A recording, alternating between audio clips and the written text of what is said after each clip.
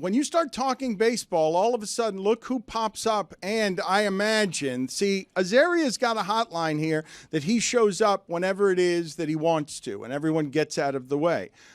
If you haven't seen Pablo Torre Finds Out, he did an extraordinary episode with Hank Azaria where Hank went deeper on some of the things that he has been through and learned. And on top of that, he's now singing as Bruce Springsteen late in life. This is his quest. Hank, good to see you. Thank you for being on with us. Are you appearing because of the Knicks, or are you appearing because Brockmire wanted a hack at Pete Rose? I'm appearing because I genuinely missed you, Dan. It's been a very, very long time. And all of the people in there. I'm not sure whether to start as Brockmire or as Bruce Springsteen or as myself. I have no idea which way to go here. You've crushed the Springsteen. You've gotten so good at Springsteen, Hank. I don't even know how or why this is. You're performing as Springsteen, and it seems from the videos I've seen that you're having more fun performing than I've ever seen. It's a little weird. It's not like turning 60 drove me to some kind of weird post-midlife crisis where I felt the need to start up a Springsteen tribute band or nothing like that, with a bunch of children, by the way. It's insane how I've gotten totally obsessed. You know, I'm a mimic. I've gotten completely obsessed with talking and singing like Bruce. And it has cheered me up a lot, having turned 60, now 61.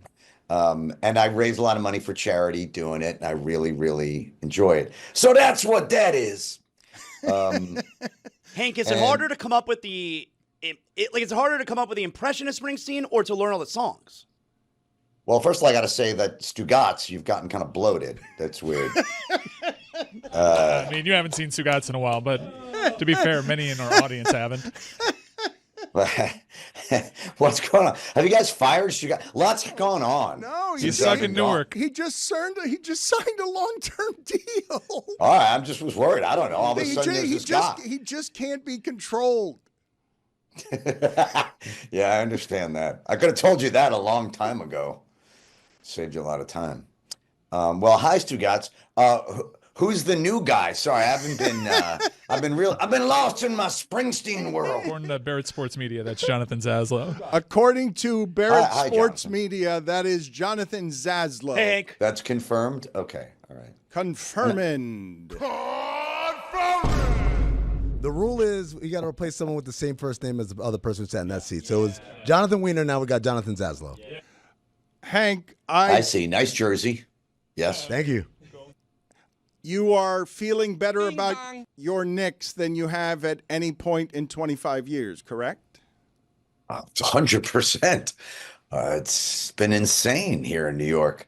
Even when they win, it's like you feel like they lose even when they win. It's like this heart attack, except for that last game. Except that came along with, actually felt bad, Jason Tatum at the end of that game. I mean, don't get me wrong, I'll take it. I would have been happier if he wasn't injured, but because we were going to win that game anyway. But oh, that's a good question on human nature, though. If I go through that arena and I ask everybody, how do you really feel about this? You're like, you feel bad, but if you could choose it, you feel bad, but if you could have chose for that to happen, you would have chosen for that to happen. You mean, I don't know. That's a tough call. The majority of people, if I go with you. In New York, all fans care about is winning. Hank played it perfectly. You say the sentence of felt bad yeah, about but he was that, lying. He but was I'll take it. Nobody was lying. Yes, he played it perfectly, but it's not. It felt bad about that. Well, did you? Like when he went down, were you hoping it was an ankle and he was going to play the fourth quarter, like play in the next game? No, by the way he was writhing around, I was sure it was one of those landed on an ankle things, right? And then when they showed the replay finally and you see it was non-contact. No, I can tell you honestly, when I saw the non-contact nature of that, I felt really bad. I was like, oh no, you just never like to see that. As a basketball fan, you just go, oh, that's awful. That's awful. I think yeah, go ahead. I'm sorry. No, everyone's pointing out that you were purposely trying to show that you were jacked there guns, with your dude. biceps. You were insecure because you said you were 61, and then you just gave off the guns, and everybody was looking at. I don't know what you mean. What are you talking about? I'm standing here. What do you want from me? Are you off for scuba? Hot in here. Also for Damn, scuba. looks like 60 also triggered something else, pal. Have you realized that you feel more for men than you thought you did? This is natural. Many men have different feelings. There's nothing to be ashamed of. Is that it's my favorite character of yours, of all of them, Claude. Claude from Alum Kimpoli? My favorite of all of them. Is that guy? The French guy? You don't have a favorite, do you? Do I have a favorite? Yes. The character you played there, it's just my favorite of all your characters, and you've played thousands. Maybe this is because you have feelings about men you're not totally processed. Could be. It's possible. I like him as the other guy in Heat. Well, Got a great ass. you like that Al Pacino yelled that into my head, as do I. I love doing Brockmire. That's a good segue back into the Pete Rose thing. What is your opinion of this? It's weird, and I should say, because Lord knows I would encourage you to check out the Pablo Torre Finds Out episode where Hank goes through like how things change in public perception and how we react to behavior in 2025 differently than we did 25 years ago. I should point out that Pete Rose is almost fundamentally immoral. He has some accusations of sex crimes around him that if you want to make it not a museum and moralize about it, then I would understand how it is that you would keep him out of the Hall of Fame. But Man, what a terrible comedy setup. This is great. I'm sorry, Hank. Yeah, I was rethinking. Maybe I don't answer as Brockmire.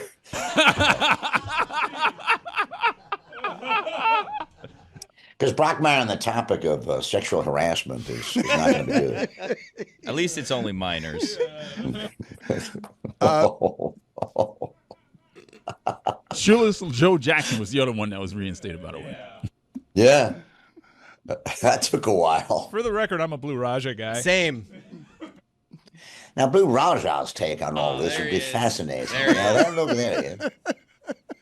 Look at all those folks. Go folk yourself, my friend. He didn't wear blue. that movie was good. I will not hear. I love that movie. I will not hear that was not good. I got I'm sorry. I got Furious Man on text because Ben Stiller was supposed to join Hank Azaria here today to talk about Nick fandom and stuff, but he was very busy. But he did send along a quote that he wanted me to read that I'll get to in a second. But Hank, how do you feel about Jalen Brunson? Is he the most beloved Nick ever already? Not yet. He has not surpassed Clyde yet. He's making a run at it. He's got to win a ring first to achieve that, in my opinion. And, Clyde, come on, Clyde. There's a guy who, Deuce McBride? Is that Deuce? Who is that? Is that Deuce McBride? How dare you? Who was the original number 2? How dare you? Larry Johnson. Okay, This is an pardon me. authentic, sir, from 1999. Zazzle, this is a vintage. Is that your favorite Nick? I got a bunch. I got a bunch of jerseys at home. This was the one I wore today. All right. I'm glad to hear that. To me, Clyde, passing Clyde would be hard. But he might do it. I mean, it's a good problem to have, trying to pick between Jalen and Clyde as your favorite all-time Nick. Has New York been bad long enough that people no longer hate the celebrities courtside and actually are rooting for an underdog? Because it used to be whatever was courtside at Knicks games in Miami was something that was hated. Is that still the case? I mean, who hates them? I'm sure everybody outside New York hates them, but who you mean, like in New York or what I'm saying is in the turn of the story on the Knicks, where they are an underdog and they are gritty, and Ben Stiller's quote is Jalen Brunson vibes with this city in a way no player has for a long time. He is him. He is the man. He is our captain. The Knicks have been a laughingstock for 25 years. You're old, and so you remember when they were good, but a generation and doesn't. Like And so this is the best team New York has had in a sport it cares about vibrantly in the center of the city. I don't know that New York has a greater allegiance than it does to this loser. Oh, the Knicks. When the Knicks are the main focus of New York. I think they're the most beloved team, and it was especially heartbreaking. I mean, look at through all those 25 years, the Garden was never not at capacity for every single game. I mean, like, need I say more? I mean, it was always insane in there, no matter how the team did. And yeah, it's been fascinating. As you know, I'm sort of obsessed with team ownership and how that affects everything. And I don't think, can you recall, Dan, an owner sort of, I know that sometimes teams get sold, like the Mets are a good example, right? The Wilpons got out, and Steve Cohen came in, and it's changed things over there. And we've seen that happen in a bunch of places. I can't recall an owner really just kind of reversing his policies and going, let me hire guys who know what they're doing and let them be. And it's worked. Can you recall any other example of that? I'm trying to think of people. Bridges, they didn't initially know what they were doing, but they ended up knowing what they were doing so well that people are surprised by a team. They're surprised that Brunson is this. They're surprised that Bridges is doing what he is in these games, even though Bridges was given, they gave 5 first-round picks up for Bridges because he plays all the minutes, and that's what the perimeter defense is going to look like. And so it was built to beat this team, and now it's beating it. No, I have not seen that kind of competence. I can't readily think of an example. The crew's looking for something of this kind of competence surprising all of us, because not only did they get it right, they were all being questioned about it. They broke up a popular team. I don't know if you feel like Hartenstein leaving is breaking up the team, but bringing in Bridges over that was not popular. Like they were playing for now when none of us thought they should be playing for now, that they were a long distance from the Celtics. No, well, wait, many points there.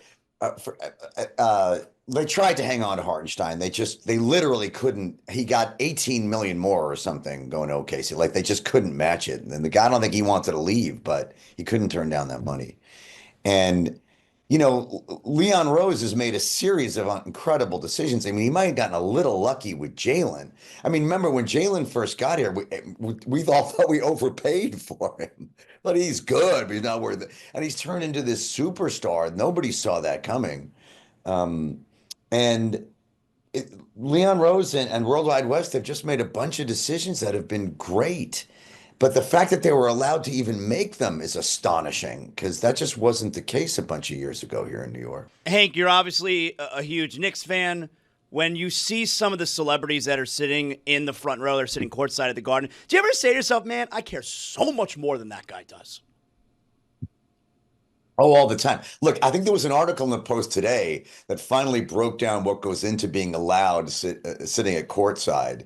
And it's what you'd imagine. You do have to really be a Knick fan. They kind of draw the line there, unless you're dating either someone who's genuinely a Knick fan or is such a huge star that there's no way they're going to keep them out of the front row there. But yeah, but it's literally, it's kind of daunting, People applaud. It's like a popularity contest. People either really are into you or they're not once you go on the Jumbotron.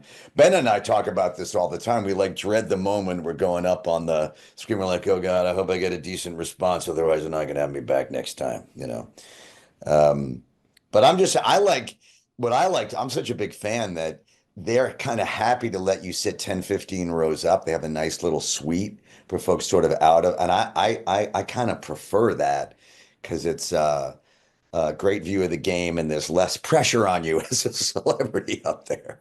Hank, is it wrong for me to say I look at Ben Stiller now differently? I kind of lost respect for him because he just seems to be such a regular-ass Knick fan. He's like all the people I grew up with, and I'm like, I wanted something more. I wanted a mystique around him. I want him to be cool courtside. Instead, he's jumping up with like the hype team in the tunnel and stuff. I'm like, what are you doing, man? I just don't have the same kind of pedestal for Ben Stiller that I once had. Would you want him to go all Jack Nicholson on you and sit there with his sunglasses on, not giving a shit? I mean, what's the guy supposed to do, goddammit? Yeah, I mean, look, you've been to the Garden, I assume, many times, right? Yes, and I've sat courtside. You know you can't help but freak out in there. Oh, you were too quick on that. What just happened? Hank, they're upset. Yes. They're upset that you and I belong to a very I'm exclusive glad club. you guys heard that too, because I think I just had a stroke. But anyway, go ahead. They're upset that you and I belong to a very exclusive club. That's why.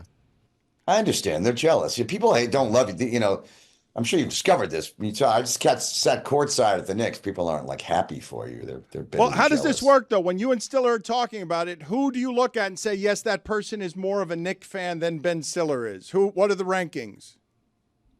Well, Spike, of course, is the top of that mountain. Well, I don't know about I mean, he goes to games out of town. He's everywhere. You know where else he's at? At the Met Gala instead of going to the game. Yeah. Spike Lee, your number one fan status has been revoked. Yes, revoked. You're not the number one fan. If you're going to the Met Gala instead of doing this, revoked. I see Chalamet at every game. Spike Lee. And even when he couldn't make it, do you know what he did? Was he at the Met Gala? No. He was watching in a room on TV with his boys. That's what a number one fan does. Is that Chalamet. official? Is that official? Official. Revoked. So who replaces him? Well, no, it's open. Tracy? It's Tracy Morgan? Tracy Morgan's up there. Yeah. Kendall was there. Ben's up there because he's like a regular ass Knicks fan, and it really kind of disappoints me. But that is a pretty big fan then. Yeah. What do you want Ben to be doing? You don't want him to be excited, and is he just a little is he dorking out too much for your taste? What's going on there? Yeah, so I look at McEnroe. McEnroe is like that's how you do it. I'm a celebrity who loves the Knicks. Like I'm New York, I'm cool, right? Ben is just a little, like I said, I have a good friend of mine. He's a music producer named Elite, and he's exactly like Ben Stiller. Like it's almost like a child watching a child watch the Knicks, and I'm like, guys, come on, grow up a little bit. You say this, but I think that you've had the sports fan knocked out of you because you love so much of the strategy. And I would say that the idea that, Hank, I don't know if this is just your friend.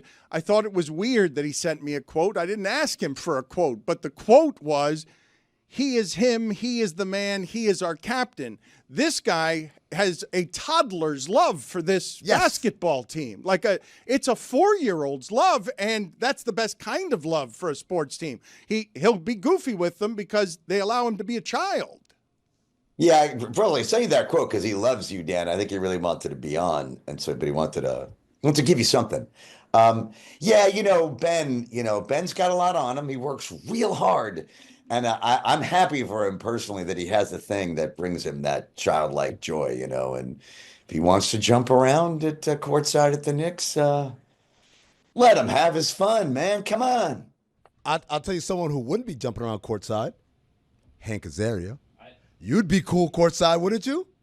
I've been courtside many times. I think it depends on the game,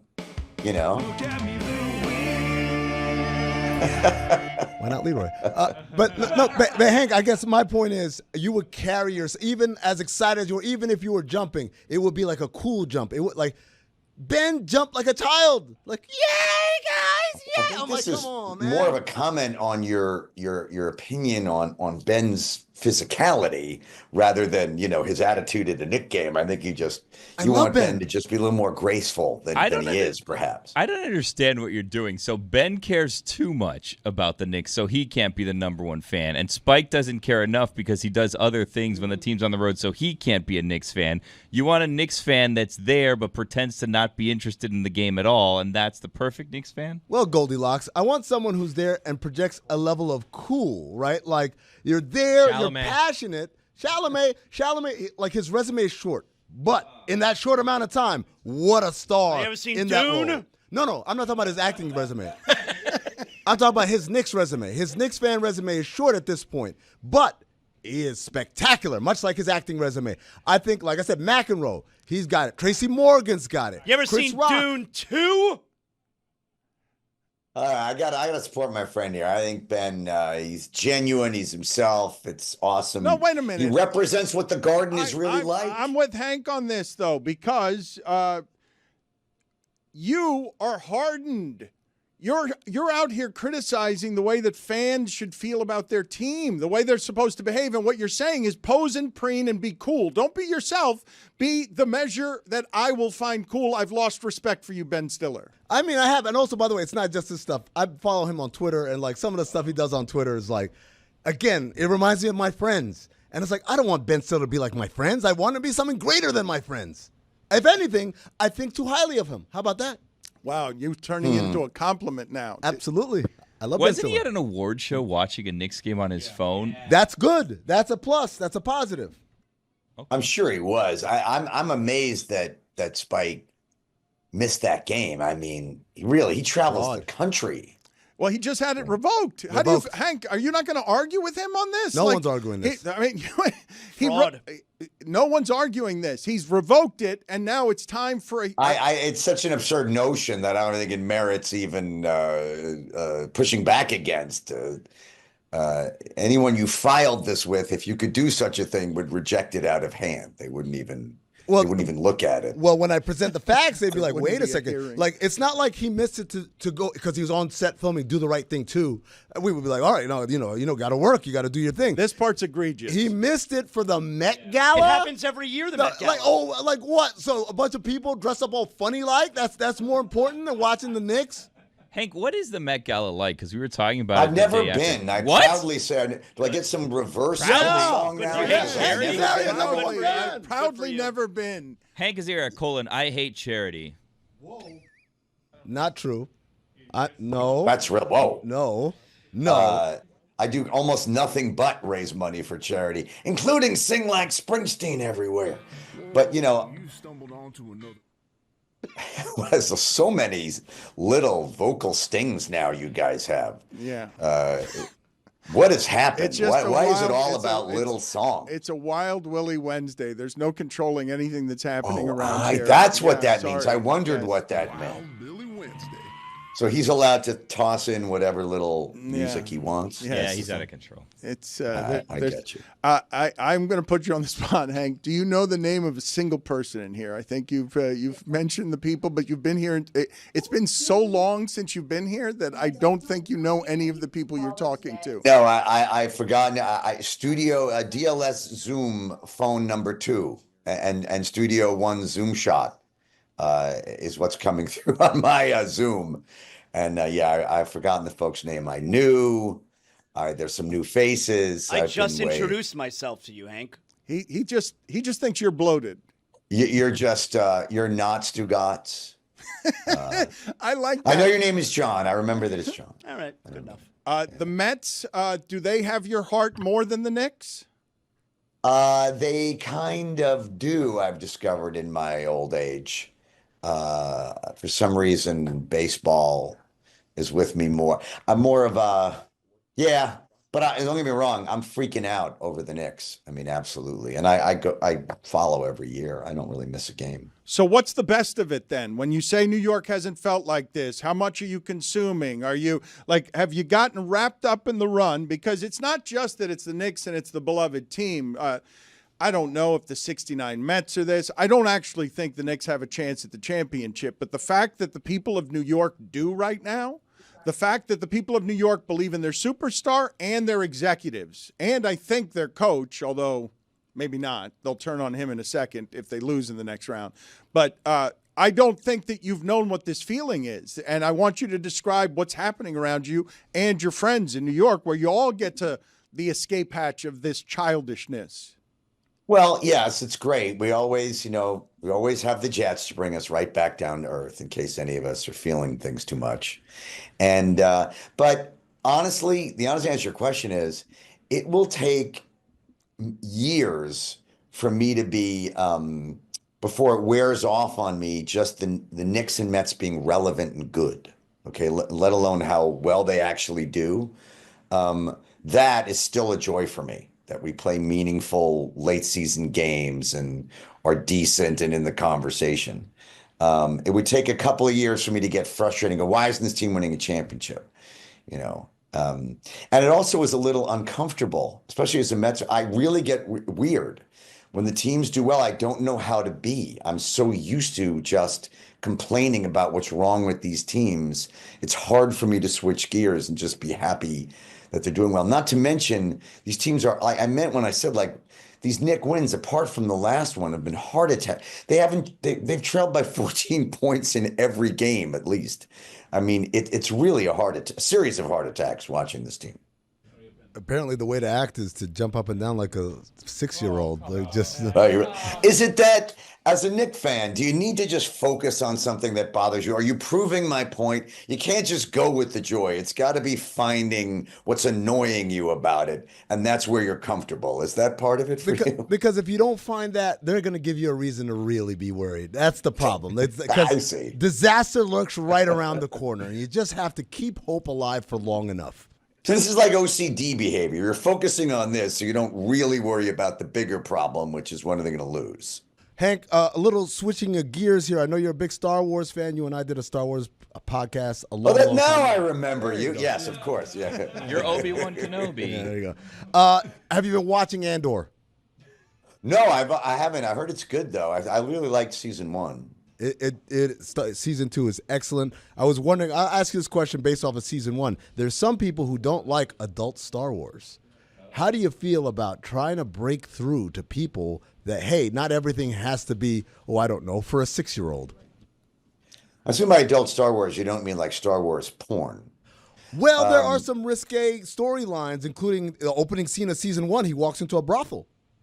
No, I kind of only like adult, like Rogue One and what Favreau did there with Boba Fett, because what we get now, continuing, the studio films, we argued about this. I think if that's coming back to me, yes, you liked the prequels, which I don't understand, but no, I like the adult Star Wars when it's done well. Yeah. Hank, a lot. Hank, we're going to let you go on this note, though, but I want to I just want you to answer these questions honestly. Yes. There's Wild Billy. This is sort of a Wild Billy Wednesday feature. Yes, You know what this is? Would you attend their funeral music? That's right. It's fun for the whole family. We're going to put you in the uncomfortable spot of would you attend the funeral of Al Pacino? Definitely. Okay, you say that, but what if it's not in New York? I mean, like literally, if I were invited, how would I handle that? If I had I don't think you're invited. Are there invites to Wait, you got him an crashing invite? it? Wait a minute, Pacino's an invite? Okay. I think his would be. You got RSVP. Well, I don't know anybody close. Like, it's not like it would be organic to invite to like that I would go. Wait, well, we're getting into inside baseball. There's memorials and there's funerals. Yeah. Like usually big actors, there's a kind of a private funeral. This You talking about like the memorial? Yeah, memorial. I went too famous. I don't know how to play my own game. About Janine Garofalo. Dan's got him like Will Ferrell in Wedding Crashers, just showing up to funerals. Well, I made Al Pacino too famous because I don't think that if you didn't. The Godfather did. Also, Dog Day Afternoon. I don't understand the spirit of the question. All Like, right, what's the dilemma here? the premise of the game is we're going to put someone so close to the line that you have to say publicly about that person that you would not attend their funeral because you're not close enough to them. But I played the game poorly because I haven't played in a while. It's Wild Willie Wednesday. I wasn't expecting that, and I just blurted Pacino. Serpico. I'd go to Pacino's funeral, even though I'm not particularly close to him, just out of respect. I mean, I'd be honored to be there. Say goodbye to the legend. Would you go to Matthew Broderick's funeral? Sea of Love also. I know Matthew. Yes, I would go to Matthew's funeral. Absolutely. But what if the Knicks were playing? Game got a little tougher. You know, it would be a real dilemma whether I'd go to Matthew Broderick's funeral or the Met Gala. That would be like a real tough one. Carlito's Way also. What about Stugotz? I would dance on his grave. So yes is the answer. So yes, but to dance on his grave. Sensible Woman. Lisa Kudrow. Oh, definitely. I love. Insomnia. Hank, investment in my even if I wouldn't go. There's no investment in my saying, I would never go to that jerk's funeral. All right, Richard Kind. Devil's advocate. Richard Kind is a dear friend. It's actually upsetting, the idea that he would pass away. Mike Of course I'd be there. Dick Tracy. Dick Tracy? you weren't supposed to hear him. He's just been sprinkling in the background. See you later, Hank. Good seeing you, as always. I really miss you guys. And maybe Brockmeyer will make a return soon in a more serious way on the show. I would love that. If he's got any Pete Rose, I think I've disinfected the place, fumigated enough since the last time I asked the question. If you want to do any Brockmeyer opinions on Pete Rose, that can be the punctuation on what we've got here. I don't know why we'd keep up the funeral With music. Paul Reiser. Oh. Of course I would go to Paul's funeral. This is all very sad. This very sad little segment you have here, no matter what Billy plays. No matter what upbeat 70s dating game music you're playing. The music's happy. It's impossible to be Nathan sad Lane. during that. Of course Nathan, love Nathan. Why would I not go to these on people's... Janine Garofalo. Let's circle back on that one. Also love Janine. Harvey Why would I not? Weinstein. Thank you. I would not go to Harvey Weinstein. We got it. I've got it. You got him. I would absolutely not go to that. Well, Bill. Boy, oh boy. That was crazy.